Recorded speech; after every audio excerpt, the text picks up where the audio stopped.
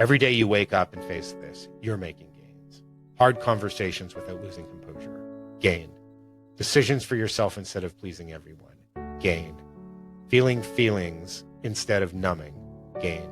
Showing up for the kids when exhausted. Gain. Getting out of bed when staying there feels safer. Gain. Revolutionary acts of courage.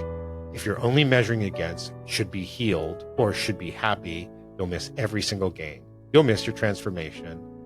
If you have kids, they're watching. Living in the gap models victimhood. Teaching them life is about impossible standards and feeling bad when you don't measure up. Shifting to the gain models resilience. Growth is about progress, not perfection. Falling down isn't failure. Getting back up matters.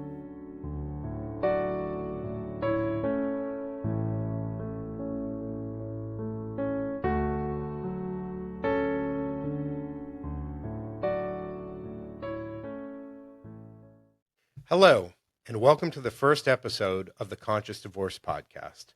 I'm Justin Milrad, your host, certified divorce coach, relationship expert, author, dad, and financial planner. But before we begin, a quick note. This podcast is designed to share ideas, stories, and insights from my years working in the mental health field, helping individuals navigate divorce as a divorce coach, and from my own personal lived experiences. I'm not a therapist, attorney, or doctor, so this podcast is meant to complement, not replace, professional guidance from such qualified experts. If you find this episode helpful, do me a favor, share it with someone who needs to hear it. Hit that subscribe button and drop a review. It makes a huge difference and helps lots of people. All right, let's do it. So here's something that's going to sound completely backwards when you're in the middle of divorce hell. The problem isn't your divorce. I know. You're probably thinking, I've lost my mind.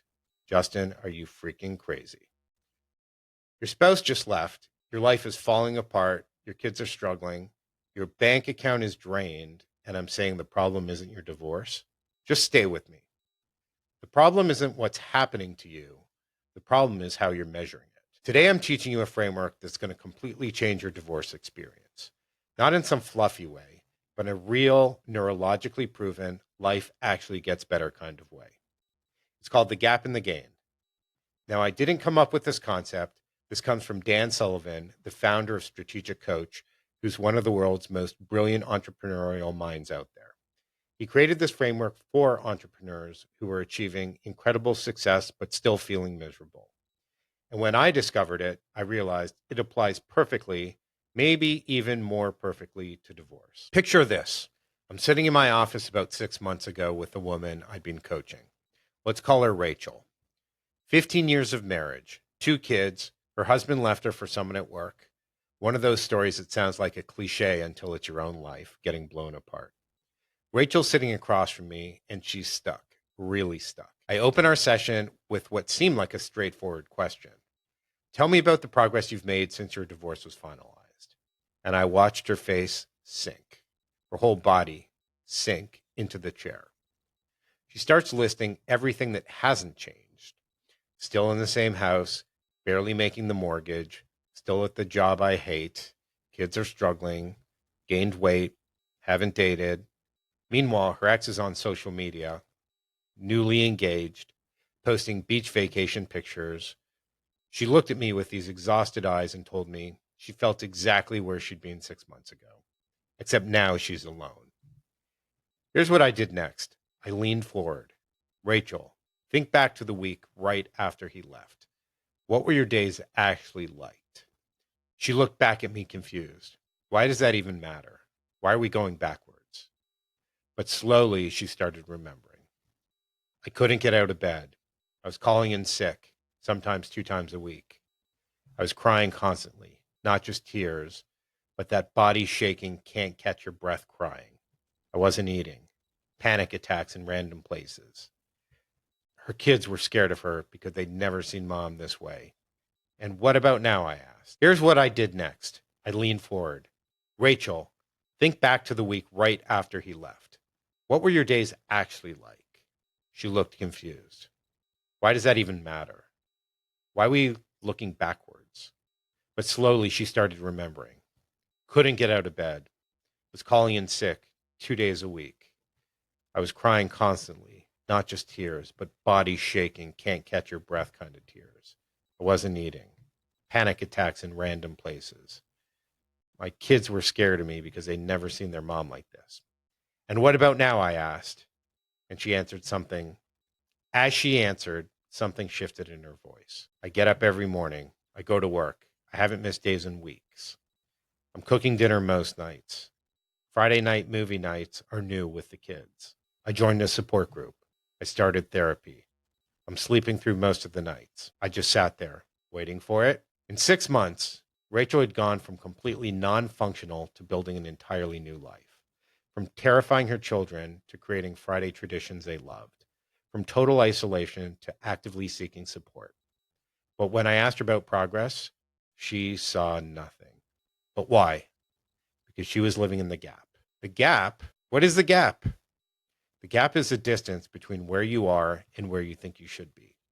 It's that imaginary measuring stick in your brain, created by social media, what your ex seems to be doing, some arbitrary timeline that doesn't exist. And then it beats you with a stick every single day. For Rachel, the gap was, should be over it, should be dating, should have lost weight, should be happier, ex moved on, why can't I? I want to be in Mexico. Should. I see this constantly.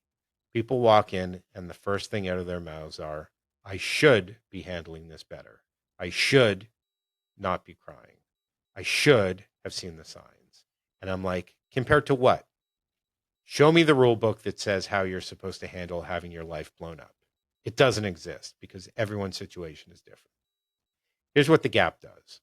First, it keeps you focused on what you don't have. You can't see progress because you're obsessed with the distance not covered. Second, it creates toxic comparison loops. You compare to your ex, other divorced people, the old married version of you. You always come up short. Third, it makes you believe your worth is tied to closing that gap. You'll finally be okay when you lose that weight, when you start dating, when you stop crying. But here's the brutal truth. That gap never closes fully. Think about it like this. You know when you're on a plane and you look out at the horizon, that line where the sky meets the earth? It's always there. It keeps you oriented. It shows you which way is up, but you can never actually reach it.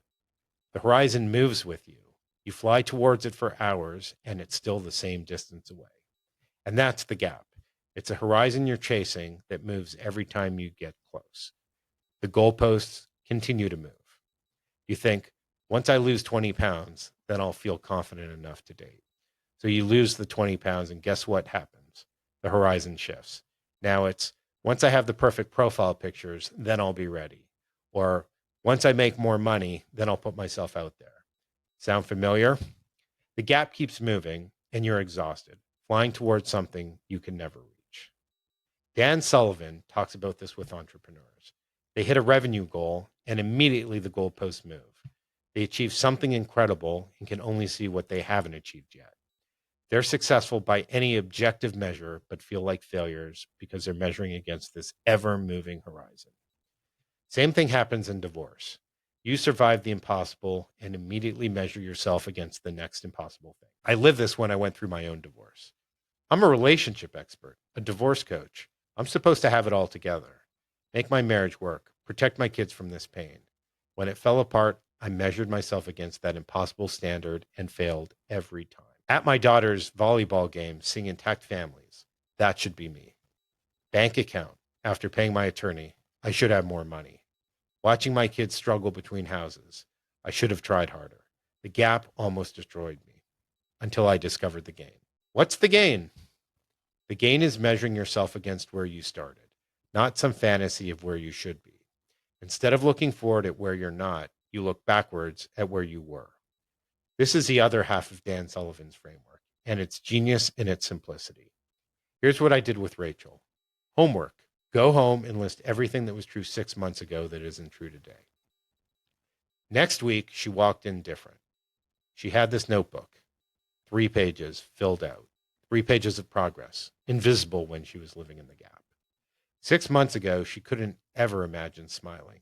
But last week, her daughter cracked a ridiculous joke. They were all at dinner, and she laughed hard. really hard for the first time in months.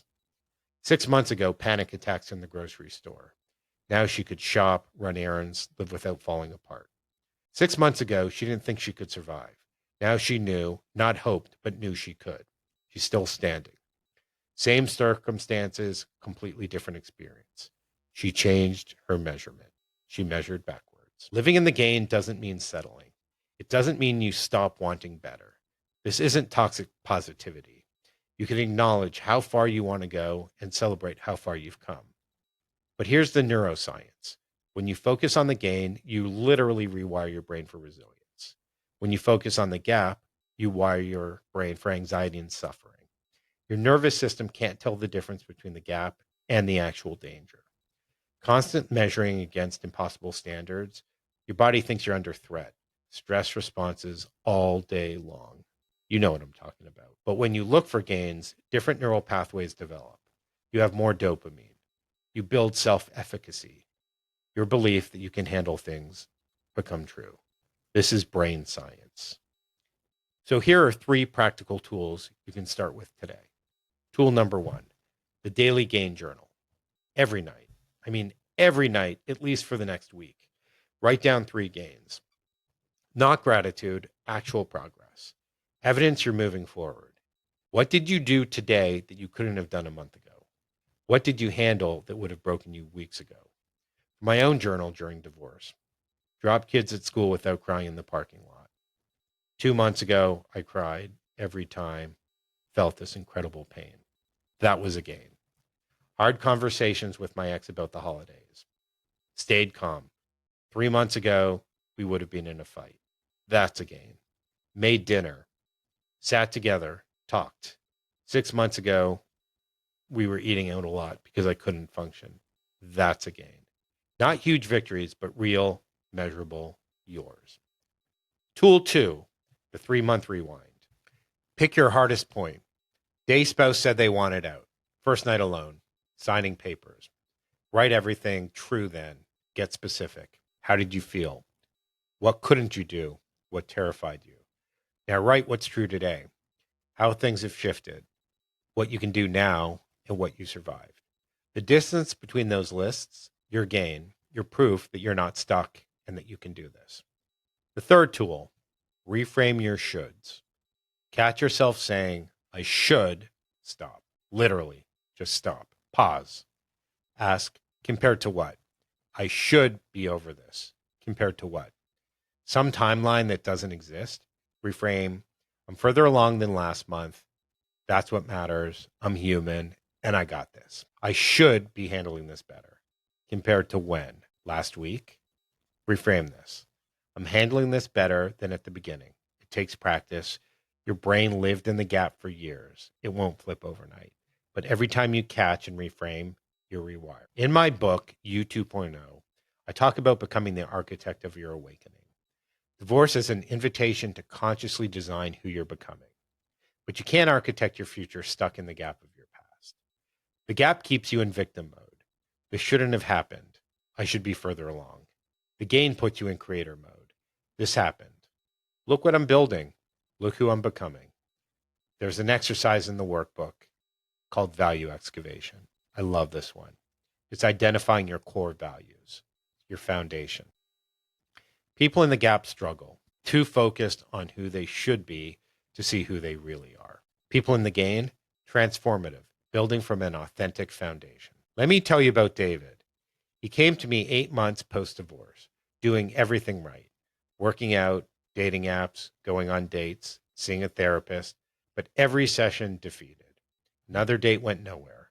Worked out all week, but the mirror only showed what wasn't changing fast enough. Classic gap.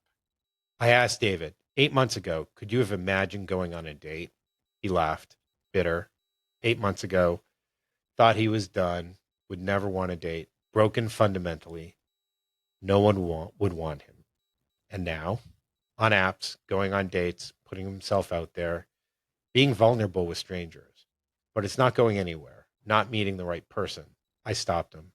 Or you're rebuilding confidence one date at a time, figuring out what you want, providing you're not broken. Brave enough to keep trying, he said. He sat with that. He'd been measuring against finding that perfect partner, the gap, the moving horizon. When I showed him, he was measuring against where he started, terrified, convinced he'd never date. Suddenly, massive progress. Same actions, completely different meaning. It stuck. I know what you're thinking. Justin, my situation's different. My ex is making my life a living hell. I'm barely surviving financially. My kids are suffering. I hear you. Trust me. The gain isn't about denying reality. It's about changing your relationship with reality. High conflict divorce, ex dragging you to court, hemorrhaging money, unbearable stress. The gap says this shouldn't be happening. Should be able to co-parent peacefully.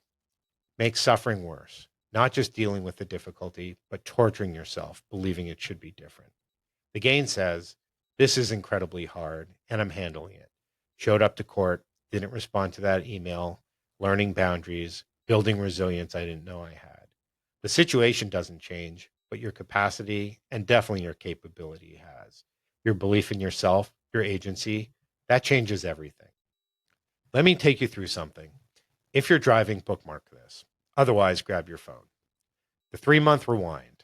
First, think back 3 months. Where were you in your divorce journey? Second, 3 things that felt impossible then, things you didn't know you could survive. Telling your kids, sleeping alone, first therapy session, signing the papers, holidays separated. What scared you the most? What did you think would break you? Third, those 3 things, those 3 impossible things, have you done them? Survived them? Yes, you have. Because you're here. You survived the impossible, or at least what you framed as being impossible. Fourth, what did you learn from surviving each one? Now, what should you have learned? What have you actually learned about yourself? You're stronger than you thought. You can ask for help. You can sit with the pain without being destroyed. Your kids are more resilient than you feared. Your gains, your evidence of growth. Take a breath. Every day you wake up and face this, you're making gains. Hard conversations without losing composure. Gain. Decisions for yourself instead of pleasing everyone. Gain.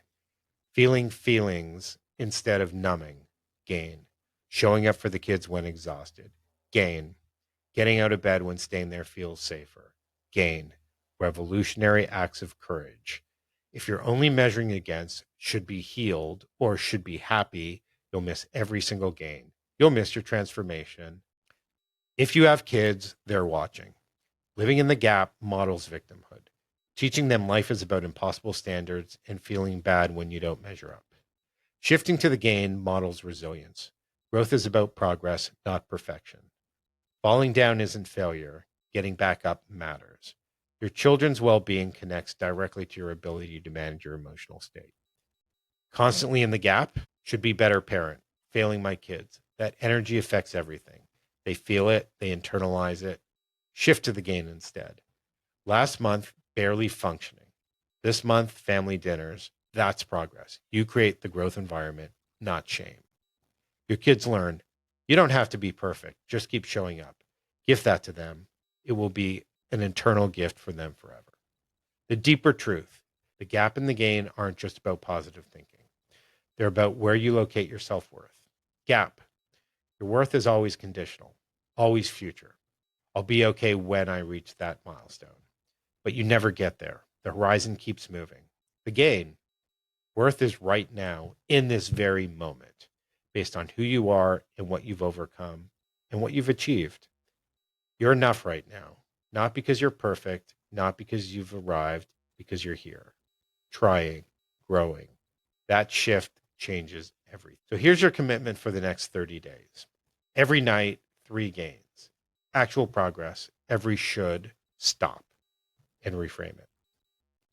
Once a week, 3-month rewind. Measure against your past, not fantasy future. If you do this consistently, your divorce experience fundamentally shifts. Circumstances might not change, but your relationship with them transforms. Evidence of strength instead of failure, momentum instead of spinning wheels, belief in your capacity to create you 2.0. Rachel's full story, full circle. 6 months after we started, a full year post-divorce, I asked the same question. Tell me about your progress. This time she smiled, met someone kind. Kids told her they were proud of how she handled everything, got promoted because she had confidence to ask for what she deserved, joined a gym, feeling stronger than in her 20s, taking painting classes on weekends. Then she said something I'll never forget. Biggest change wasn't any of that. It was that she actually liked who she was now. She spent years in a marriage feeling she was supposed to be someone else, fitting into a shape that wasn't her. The divorce didn't break her. It revealed her. It freed her. It helped her become who she really was meant to be. That's the game. So here's some final thoughts. Divorce is brutal. I know. I've lived it. I've been there. I'm not saying it's easy or to think positive. What I'm saying is that you have a choice about where you put your attention. The gap, where everything's lost, everything you don't have, and all the ways you're not measuring up, or the gain, what you've survived, what you're building, who you're becoming, and the progress you're making. Both are true. You pick your truth. But only one moves you forward. Only one helps build the version of you 2.0. Tonight, before bed, start with your 3 gains from today. Got out of bed. I was kind to myself. I didn't send that angry text. I let myself cry, then I stopped. I read to my kids. I made it through the day. This is proof that you're not stuck. Moving, growing, transforming. Want some more support?